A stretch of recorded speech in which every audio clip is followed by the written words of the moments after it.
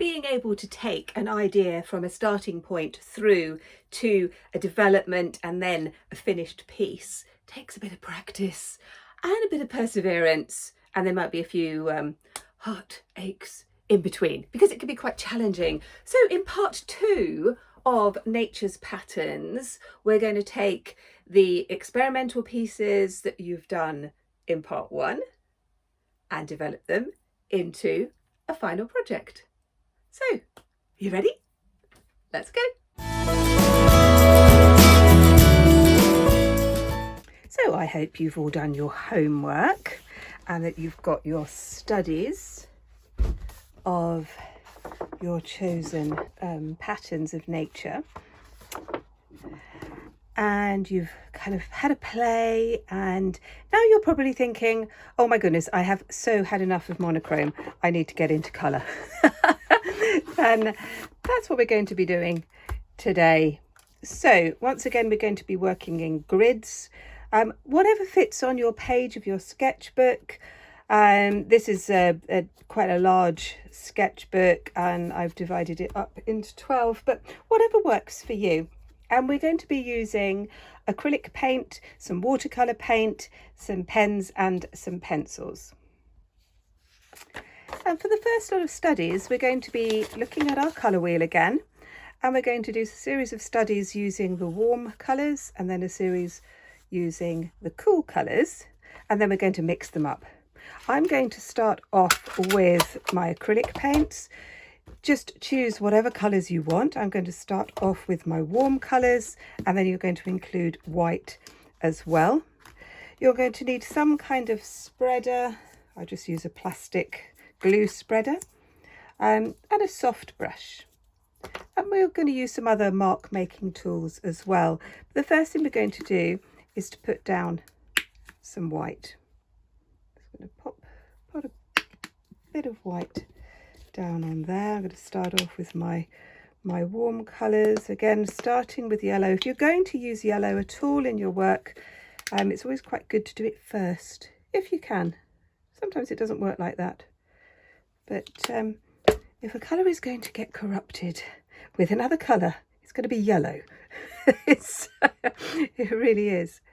Now we're going to be putting down a little bit of background, and then we're going to go into looking at our patterns that we did with our black and white monochrome studies, and just playing around with creating textures and the patterns using paint. But the first thing we're going to do is put down some background. So in this one, I'm just going to do some white with a bit of yellow, just sort of picking up on this. And on this page, because I've got 12 squares on here, I'm going to do 6 warm and 6 cool. You do them however you want, whatever works for you. But we want to just get this background done. Each background, each little square, should take you no more than a minute. Don't spend any more time on that, otherwise things will just get muddy and you'll lose that that freedom. Again, this is your sketchbook. You're trying things out, seeing what works, seeing what you like, seeing what you might then develop further. It's just I do love this fluorescent. It does make me happy. But this is why it's also good to use colours that you don't use very often. It's quite a good discipline to have. I'm not very good at following my own rules sometimes. Scraping that off. You're going to get texture, so that light's shining on there a bit, isn't it? We're going to have these as little background pieces that once they're dry, we're going to work on top of. Let's just put a bit of yellow into that one, and then a bit of orange in that one. Okay, I'm going to leave these because I'll be using them later, and then I'm going to get another palette, a very sophisticated plastic lid, for my blues and purples. I've now got my blues and purples. Again, I'm using white. got a separate palette just so that I don't get them muddled up. And we're just going to do the same sort of thing, creating these backgrounds very loosely, slightly textured, like this. You could also use a bit of cardboard if you haven't got a glue scraper. I often will use bits of cardboard as mark making, and we will do some of that a little bit later on in this lesson as well. There we go. Those of you who've been following me for a while will know that I love using bits of rubbish, the sort of stuff that people throw away. It's, I like to do that. There we go. I'm just putting these bits in, just having that contrast of the warm and cool on the same page is quite nice. But if that doesn't work for you, then you do it however it does. That's not important. What is important is that you have a few squares of warm and a few squares of cool. Just put that in there. And all of this leftover paint we will be using. There we go. So I'm going to leave that to dry. Depending on how thick the paint is and the make of paint, it will take anything between sort of a quarter of an hour to an hour.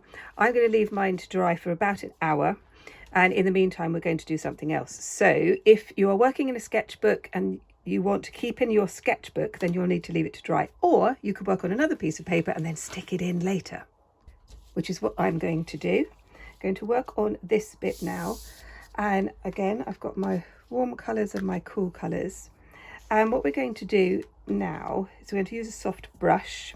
I've also still got my scrapers, which I might use as well, but what I want to do first of all, I'm not using any water. I'm going to put down, I'm using an A3 size. This is two letter size. Whatever paper, whatever size you have, start off by putting some white down, keeping it quite smooth. You won't be able to see that very much. And then I'm just going to put in some of the other colours. I'm keeping to my warm colours on this, and I'm keeping it smooth. This is going to be a smooth background. The other one was very much textured with the ridges. This is going to be smooth. But again, keeping to your colour theme. You could start off with the cool colours if you want to. You're going to be doing both.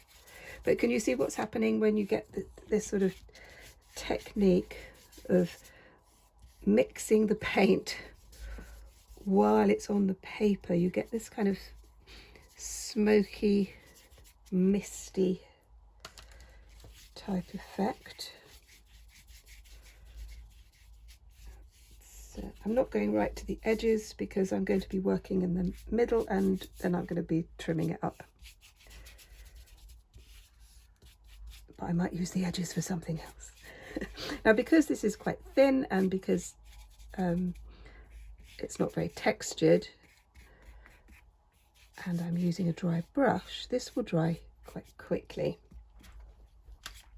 But there's a little mark there, doesn't matter. I'm now going to switch to a thinner brush.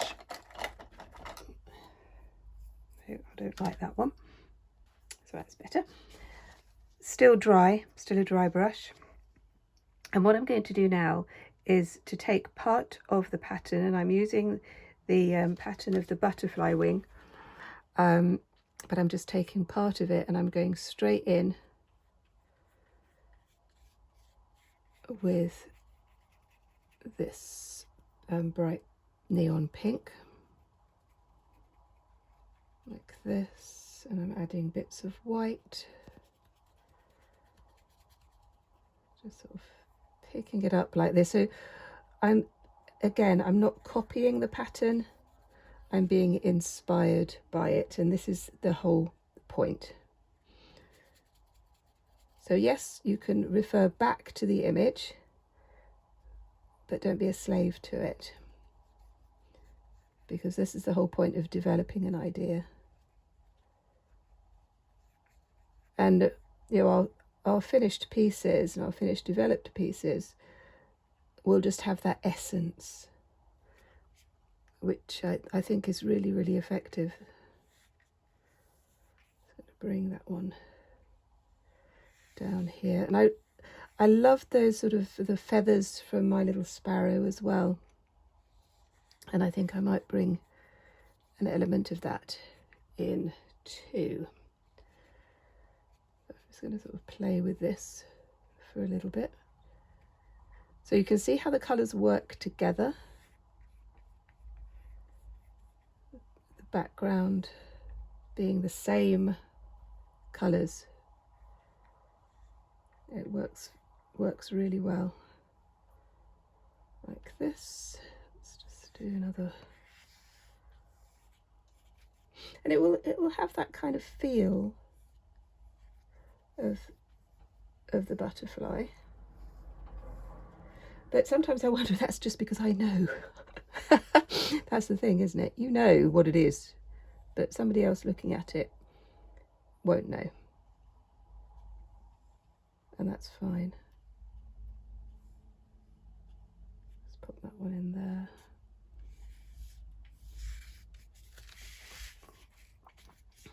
Like this.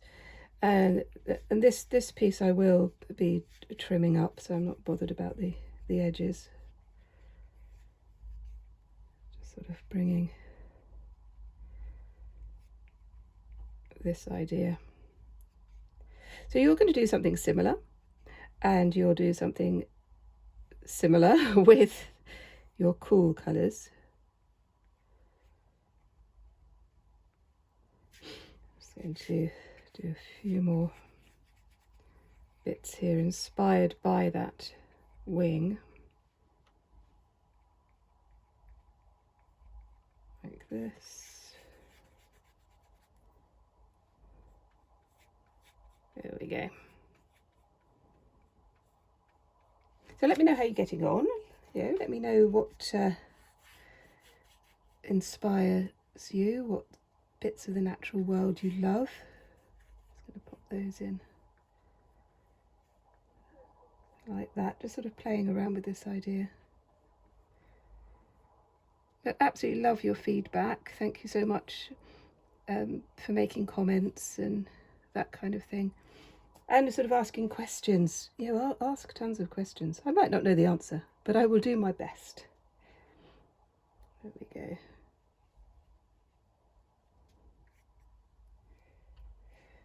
So yeah, this is sort of coming along. Sort of quite interesting shapes and patterns on this piece. And I'm going to do something similar in the blues and purples as well, and that's what I would like you to do too. So I'm just putting in the background of my other piece, just this sort of with this smoky blue. Let's put that in the bits of purple. There's a little bit too much paint on that. Let's just sort of spread that out a bit. So creating the background. I've just got a smaller piece of paper here. You can do this whatever size you want. Just do it a little bit bigger than the squares. There we go.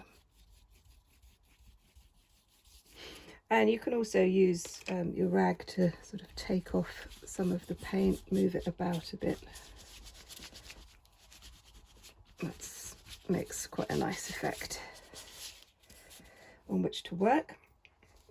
And now I'm going to use my kind of sparrow influence of those feathers that were kind of quite jagged as they came down for his wing. I did actually really like that texture, that sort of flicking technique that I'm using here. Again, it creates a nice effect. You know, try out different things like that.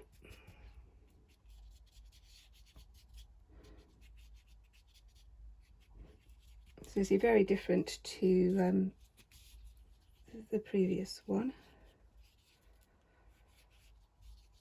I just wanted to have this, just have this idea of movement coming down. Yeah, just sort of play with some of that. And again, these just turn that round. These pieces are you trying out different ideas, different thoughts, that kind of wonderful what if I do that, what would happen, which I really like. I really love to see that in my students. So I've got that one there as well, and I will leave that one to dry. So while we're waiting for those things to dry, I'm just going to show you how to do some very, very quick background papers with the leftover paint. So I'm just going to put all of this on. I seem to have mislaid my scraper. Where's that gone? Oh, there we go. I put things down and then something goes on top of it. I'm sure you can relate to that. Yeah, so I'm putting this, just taking all of the leftover paint, just putting it on here quickly. Don't think about it. We do it really, really quickly. Like this. And then what we're going to do, we're going to take a piece of, it's just copier paper, just photocopier paper. I'm going to lay that on top, squish it, peel that off, and you're going to have two lots. I'm going to take another one. So I've now got three lots, and then I've got my other sketchbook here, and I'm just going to lay that on top of that. Again, you work quickly, you don't think about it. Just because if you think about it, it doesn't work. And we'll just lay that on there. So we've got some very interesting things happening here. There's still wet on this, so we're just going to pop that down there, layer that a little bit more.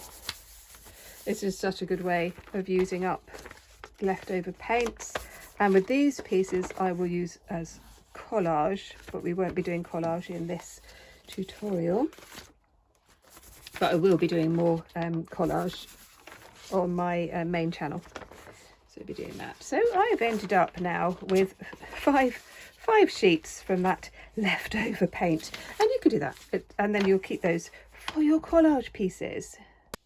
So all my squares are dry, and what I've started to do, just using my pencil, is to take some of the patterns from my butterfly. So I printed it out, and then I've just sort of cut it up so I can see some of these patterns, and I've done the same with my sparrow.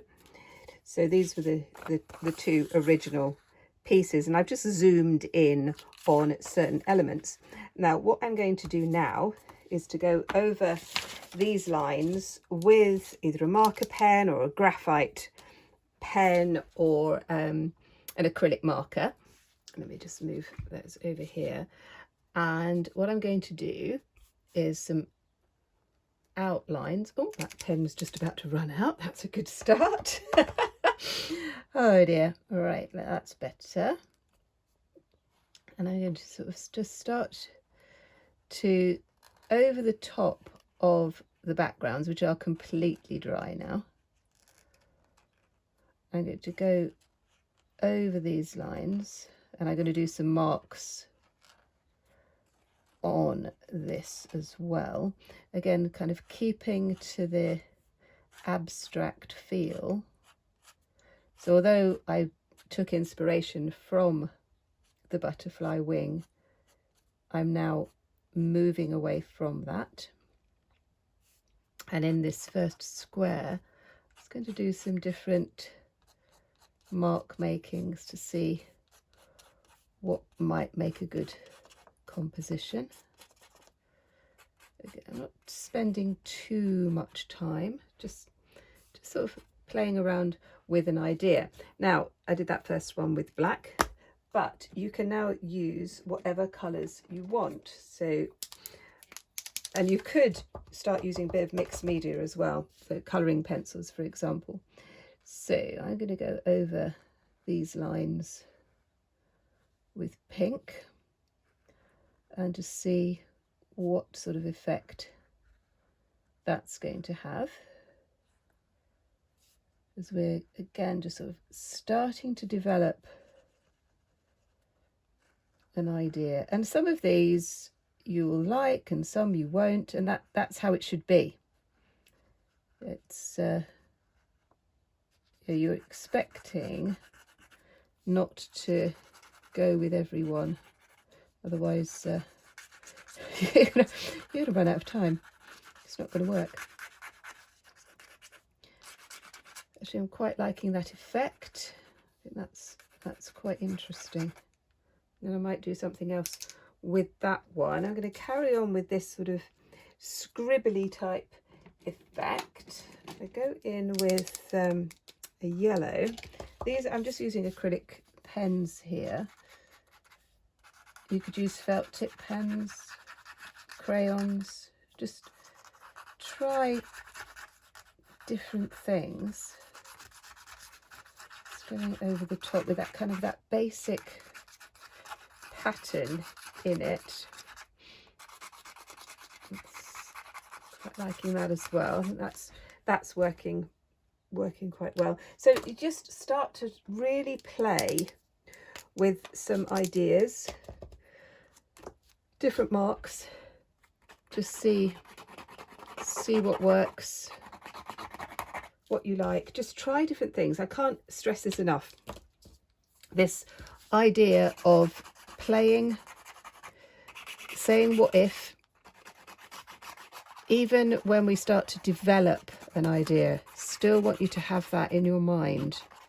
What if I did that? How would that work? And that's why we're working on these tiny pieces, because we have time to experiment and to try different things. I'm using acrylic pen because it's quick, and so I'm not thinking about it too much. But we could use colouring pencil. Let me just go and get those. So I thought I'd put my pencils close by, but I didn't. I'd obviously tidied them up. So I'm just putting colouring pencil over the top. You can use any sort. I'm using Faber-Castell Polychromos, but you could use a much cheaper pencil if you wanted to. So I'm putting in the pencils over the top of the very dry acrylic. You can get some quite good effects. So we're looking at these, quite liking this idea. Let's just sort of add a pencil over the top. This one's a Castle Arts pencil.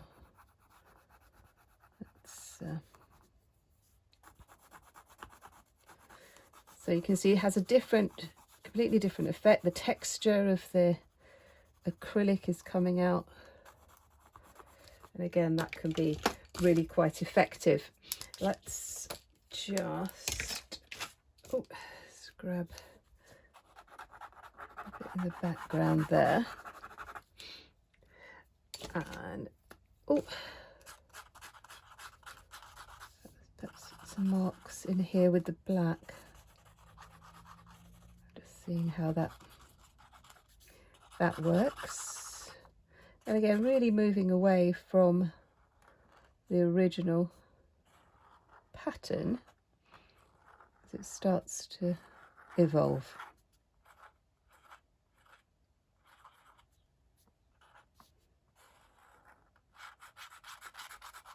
Like that. And I'll do the same with the others, and I'll do some more on this side as well. Again, keeping to the colour theme, I want you to have an experimentation on all 12, and then we're going to go on to the next step. I've come back to this piece. It was the warm colours. I've got some more paint on my palette, and now I'm going to work into this. I'm not going to look at the reference, and what I'm doing is just sort of looking at some of these sort of spaces, and I'm just going to put in some more blocks of colour. But this is where I really want you to start doing your own thing. This is where it's very important. I can guide you and make suggestions, but what is going to make your piece yours is for you to really think about the things that you've enjoyed so far, the things that are making you happy and you think that are working, and for you to then develop them. This is the bit that is really important, because yes, you can follow my instructions, but you don't want to be sort of slavishly copying what I'm doing. I want you to be developing your own. So I'm just sort of putting in some colours in these sort of spaces here. Putting these colours, just a few in. And then I'm going to do some mark making on the top. So this surface is quite smooth. Well, it's very smooth actually. Just going to pop in a bit of white on here. Like this. I've stuck this on a bit of card just so I can kind of move it about, because I'm not sure which way up it is yet. That's how it goes sometimes. I'm just going to put in some shapes over the top, and this is going to be very, very abstract. Let's just sort of pop those in. So have a think about the marks that you've made before. Think about those 12 experiments that you've just done, and think about what is going to work, or what you think might work in your piece. I'm just sort of putting some more sort of square type shapes, which is sort of moving away from the organic. Just want to see what this might look like. And I might soften it all up a bit later. Remember that your work will go through a messy stage and everything will look awful. It's very, very important that we recognise when we're going through the messy stage, because it's at that point that it's so easy to give up. And we don't want to do that. So what I want to do now, so I'm quite liking this effect, I'm now going to go in back over with that organic shape. And just seeing how that works. I do actually quite like that. So I'm just going to be playing a little bit as I do this, and this is what I want you to do as well. And you're going to do the same thing with your cool colours, and then you're going to decide what you're going to do to resolve this project. And you're not going to get there until you do your playing. It's very, very important. Ooh, let's just move that there. We have to go through the development. Really can't stress that enough, because that's what's going to move you to the next level in your art practice. It's not just going with the first idea that you had.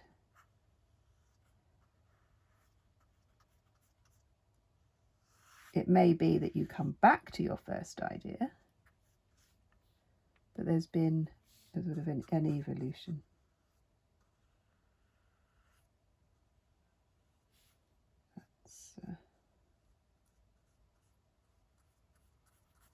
Put that one in there. Sort of blending some of these paints. Oh, I'm working with acrylic paint, and we are going to do the next bit with some watercolour paint, but and if you're fed up with acrylic, then just go straight in with your watercolours. That's fine. I'm quite liking some of these shapes, things that I'm doing on here. And I might well go in and do some more mark making.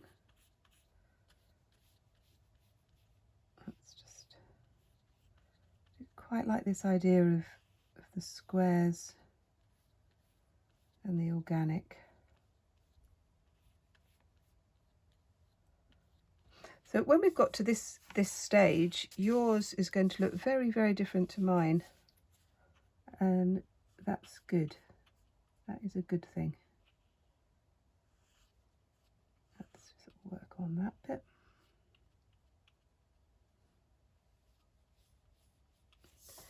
Like that. I'm quite liking how this is evolving.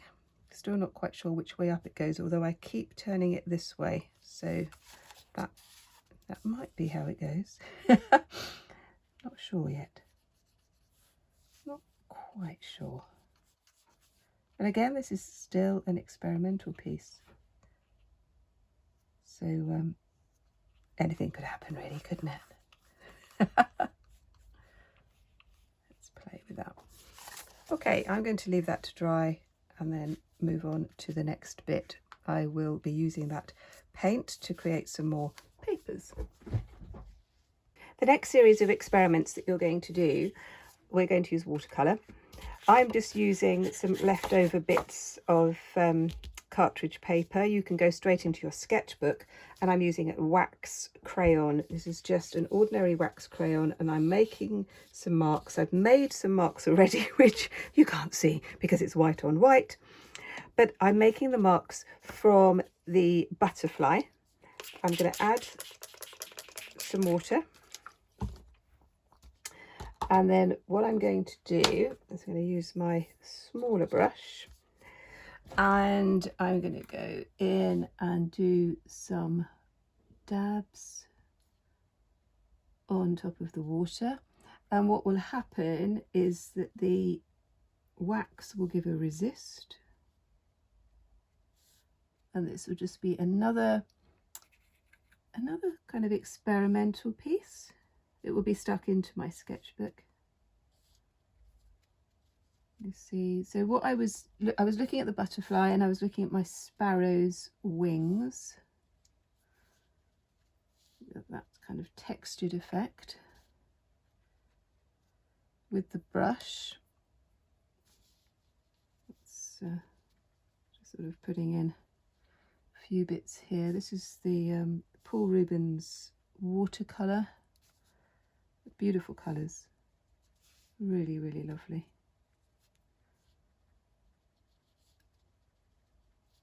So this technique, I'm not actually painting, I'm just using the edge of the brush to create this textured effect. Like this. If you don't use watercolour very often, or if you've never used it, or you feel that you need a bit more practice, then you could go back to creating the little squares and doing some experiments in your grid. So feel free to do that. I am really liking that effect. I'm just going to leave that to dry. Let's just do that. I'm just going to pick up another one. I'm going to get my wax crayon again, and this time I'm sort of drawing out some of the patterns that were on the butterfly wing, doing it quite loosely, and again, because it's white on white, I can't really see what I'm doing. Let's just put some water down excuse me, on that. I'm going to stick to my same colours, but this time I'm just going to sort of push the paint around. You can see that the wax will resist, and you're going to get that kind of effect, which is really quite interesting. But if we compare it to, let's just move that out of the way, that one, you see different, oh, let's just, oh dear, there we go, that's better. Different types of effect. And this might be something that you think, yes, I want to develop this further. This idea is the one that is appealing to me. So these will be put into my sketchbook when they're dry. And I'm going to go back to this one. Again, sort of swapping things over while we're waiting for things to dry. We work on something else. Or we go and have a cup of tea. You can do that. There we go. Make sure that you do have a break. Actually, it's really important that you look after your physical body when we're engrossed in our artwork, and I am very, very guilty of this. Sadly realise that a few hours have gone by and I haven't had anything to drink, and I haven't sort of had a good stretch. Very, very important that you do that. I do a lot of my painting standing up. I'm standing up at the moment. And you know, if you are able to stand while you're working, that can be a very good thing. Right, I am just going over this now with some white acrylic. So we're making these marks. I'm still not quite sure which way up I want this to go. I'm just sort of putting in these sorts of marks. So we're having like a hint of the pattern underneath. That's kind of where I'm going with this. Do like this idea.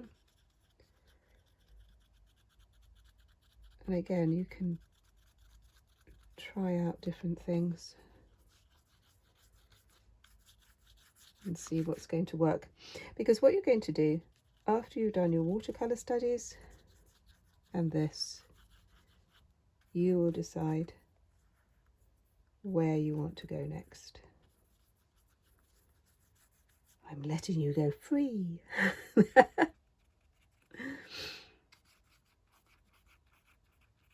And I will do something as well. Let me just do that. So this is I think it's going up this way. I keep coming round to this, although I might change my mind when I see it later.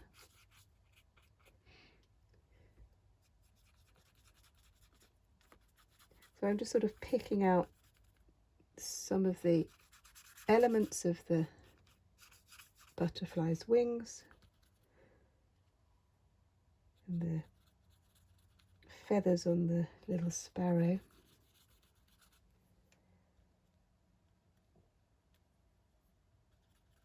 Like that.